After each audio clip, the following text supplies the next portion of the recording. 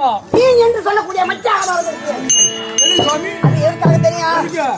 சோமுகா சொன்னாகப்பட்டவன் பிரம்மதேவன் ஆகப்பட்டது படைக்கும் தொழில் செய்திருக்கிறார் அல்லவா?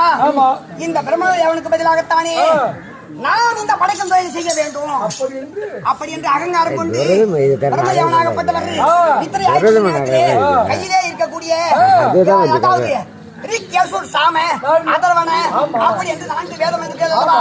எந்த வேதத்தை வைத்து படிக்கிறான்? பிரம்மதேவன் வைத்து படைக்குவது சிங்கத்தை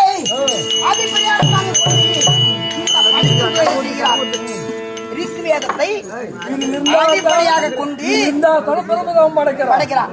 அப்படி என்று அந்த ரிக்வேதத்தை அதாவது களவாடி சென்று ஆயாக சமுத்திரத்திலே சென்று விட்டான்.